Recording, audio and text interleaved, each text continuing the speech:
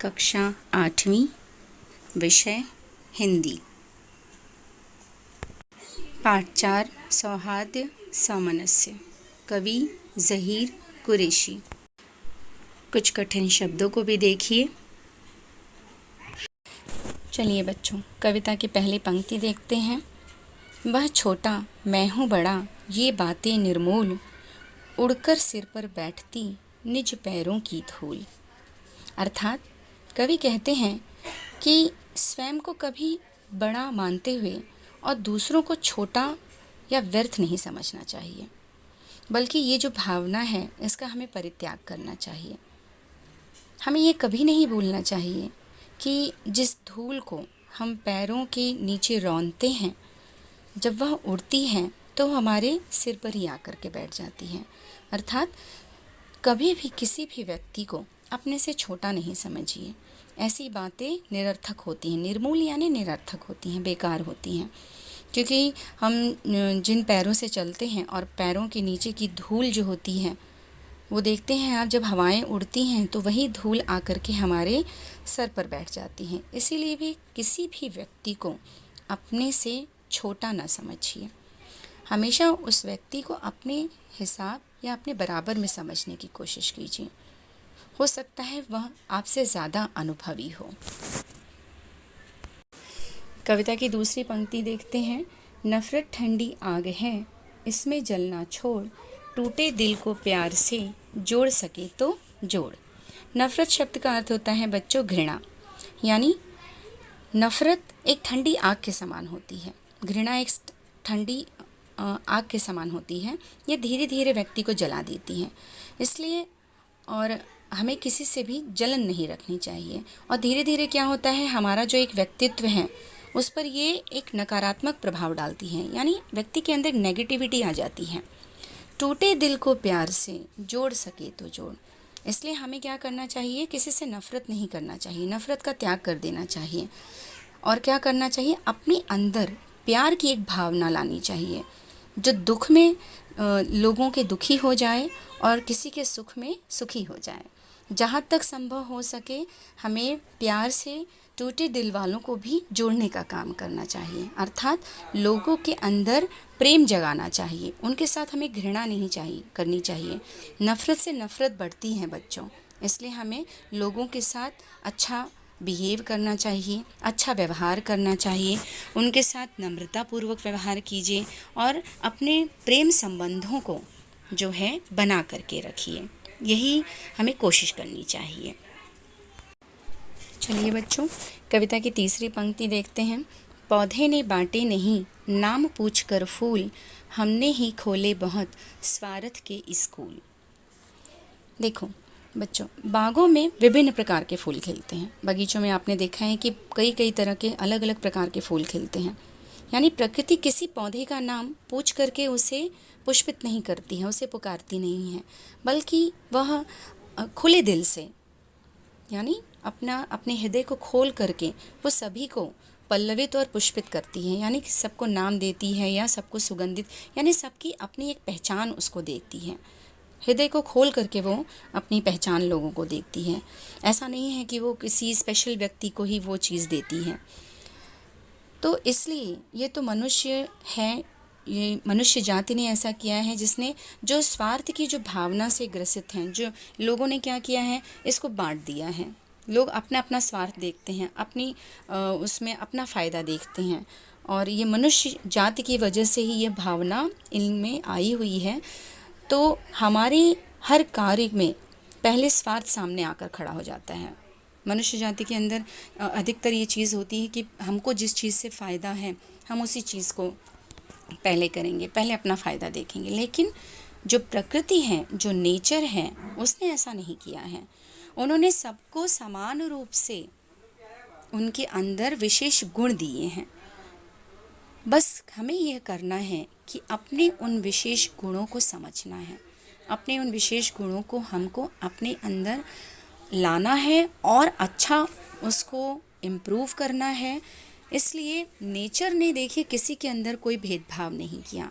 यह तो मनुष्य है जिसने लोगों के अंदर इस तरह के स्वार्थ की भावनाएं पैदा कर दी कि आज व्यक्ति जो है सिर्फ अपने बारे में सोचता है, सिर्फ अपने स्वार्थ के बारे में सोचता है।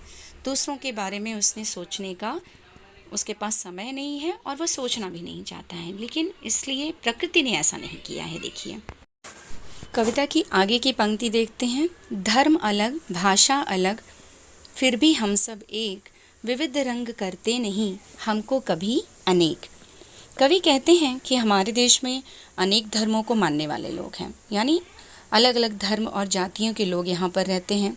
हर व्यक्ति अपने अपने धर्म को मानता है और साथ ही यहाँ अनगिनत आपने देखा है कि बहुत सारी भाषाएं भी बोली जाती हैं यहाँ पर, लेकिन फिर भी हम सब भारतवासी कहलाते हैं। यानी सर्वधर्म समभाव वाली भावना जो है हमारे देश में बच्चों देखने को ज़रूर मिलती है। यानी सभी धर्मों को समान आदर और सम्मान। धर्म की विभिन्नता यानी धर्म की अलग अलग विभिन्नताएं हैं, वो भाषा की हो या फिर रंग भेद की हो या कोई भी तत्व हमारी एकता को प्रभावित नहीं करता है। यानी हमको कोई अलग नहीं कर सकता है।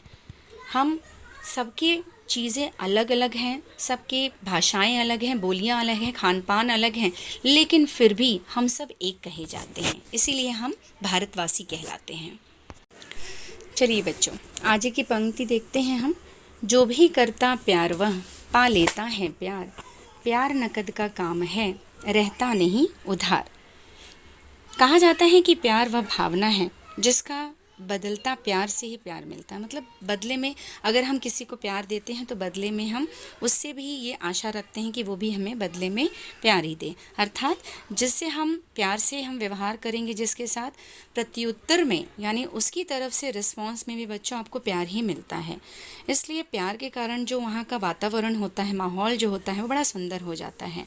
और प्यार पाने वाला व्यक्ति यानी अर्थात जिससे कोई स्नेह करता है, ऐसा व्यक्ति अपनी भावनाओं को अभिव्यक्त करता है, यानी आपके सामने वो प्रेजेंट करता है, अपनी खुशी जाहिर करता है। देखिए जब हम किसी से प्रेम करते हैं, स्नेह करते हैं, तो सामने वाला भी आशा करता है कि हमें बदले में भी उससे स्नेह मिले। तो जब दोनों तरफ से इस तरह की चीज़ें होती हैं तो देखिए सामने वाला क्या करता है, अपनी भावनाओं को अभिव्यक्त करते हुए वो तुरंत आपको प्यार से ही जवाब देगा। आप किसी के साथ अभद्र व्यवहार करोगे तो शायद अगर जिसके अंदर पेशेंस कम होगा, जिसके अंदर जो इन सारी चीज़ों को बर्दाश्त करने की जो क्षमता होगी अगर कम होगी तो वो आपसे लड़ने लगेगा। बहुत कम लोग होते हैं जो शांत स्वभाव के होते हैं। इसीलिए हमको क्या करना चाहिए, लोगों से प्रेम से रहना चाहिए, स्नेह से रहना चाहिए। आप प्यार से रहेंगे तो लोग आपको बदले में प्यार ही देंगे। ये कोई उधार वाली चीज़ नहीं है कि नहीं आज आपने हमको प्यार से हमारे साथ अच्छा व्यवहार किया तो आज हम आपसे लड़ेंगे और कल हम आपसे पुनः फिर से हम आपसे अच्छे से बात करेंगे। ऐसा नहीं, इसको हम उधारी में नहीं रख सकते हैं। ये तो हमारा नेचर है, ये तो प्रकृति है, ये तो हमारे अंदर की भावनाएं होती हैं कि अगर कोई हमसे प्रेम करता है तो हम बदले में भी उसे प्यार ही देते हैं। आगे की पंक्ति देखते हैं कि ज़र्रे ज़र्रे में खुदा, कण कण में भगवान, लेकिन ज़र्रे को कभी अलग न कण से मान। कवि कहते हैं कि खुदा इस दुनिया के, ईश्वर जो है इस दुनिया के ज़र्रे ज़र्रे में, एक एक कण में बसा हुआ है, व्याप्त हैं। उसी प्रकार भगवान इस जगत के कण कण में विद्यमान होते हैं। एक एक सूक्ष्म जीवों में, एक एक सूक्ष्म कणों में, हर व्यक्ति के अंदर ईश्वर विद्यमान रहता है। हम मनुष्यों को यह जानना चाहिए कि ज़र्रा हो या कण कण एक दूसरे से अलग नहीं है। उसी प्रकार ईश्वर कह लो, भगवान कह लो, खुदा कह लो, अल्लाह कह लो, किसी में भी कोई अंतर नहीं है।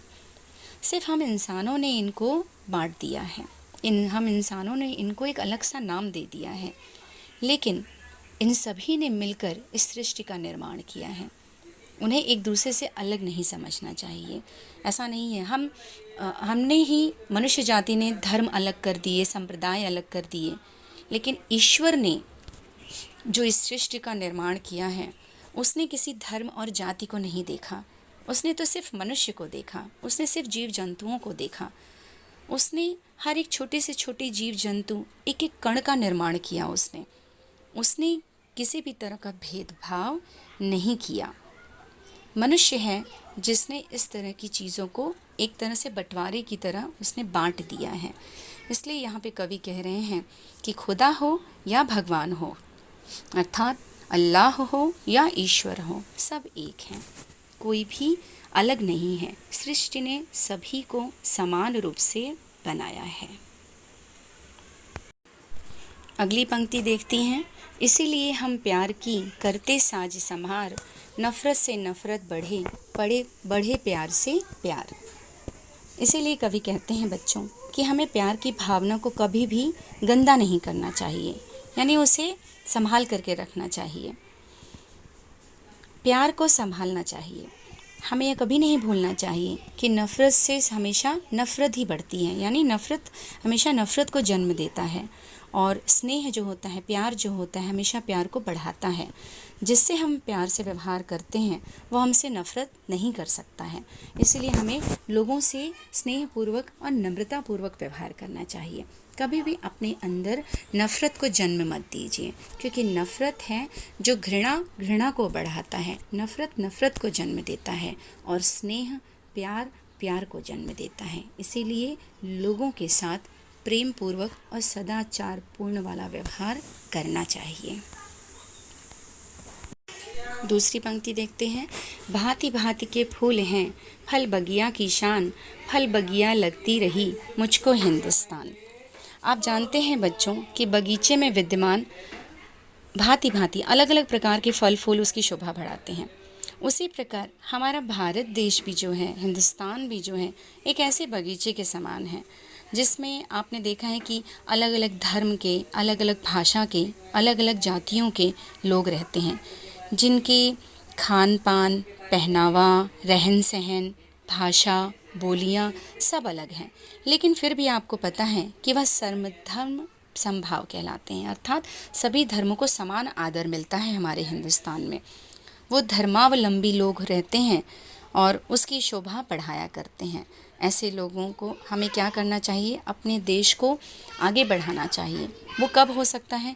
जब हम लोगों के साथ मिलजुल कर रहें, स्नेह से रहें, प्यार से रहें, तब हम अपने इस बगिया को, यानी इस हिंदुस्तान जिसको हमने बगिया कहा है, हम इसको बड़ी सुंदर ढंग से संवार सकते हैं और अपने हिंदुस्तान को आगे बढ़ा सकते हैं। हम सब जिसके नाम पर लड़ते हैं हर बार, उसने सपनों में कहा लड़ना है बेकार। कवि कहते हैं कि हम जिस भगवान के नाम पर बार बार लड़ते झगड़ते हैं, उसी भगवान का ये कहना है कि यह लड़ाई व्यर्थ है। इस लड़ाई में हानि ही हानि है, अर्थात नुकसान ही नुकसान होता है, मिलता कुछ नहीं है, प्राप्त कुछ नहीं होता है। अतः हमें धर्म के नाम पर लड़ाई बंद कर देनी चाहिए।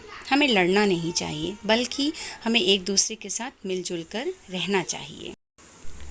कितना अच्छा हो अगर जले दीप से दीप, ये संभव तब हो सके आए दीप समीप। बच्चों, कवि कहते हैं यदि सभी देशवासी भाईचारे के साथ रहें तो कितना अच्छा हो। जिस तरह से आपने देखा है कि एक ही दीप को हम जलाते हैं और उसी एक दीपक से हम सारे दीपों को प्रकाशित करने की कोशिश करते हैं, उसी तरह से व्यक्ति को चाहिए कि लोगों के अंदर धर्म और नफ़रत को भुला करके लोगों के साथ प्रेम पूर्वक, सद्भावना, अच्छी भावनाओं के साथ रहें तो ज़्यादा अच्छा होगा। उससे क्या होगा? अपना भी विकास होगा, समाज का विकास होगा, देश का विकास होगा। इसीलिए इस कविता के माध्यम से बच्चों, कवि ने यही समझाया है कि हमें स्नेहपूर्वक, प्यार से लोगों के साथ रहना चाहिए। धन्यवाद।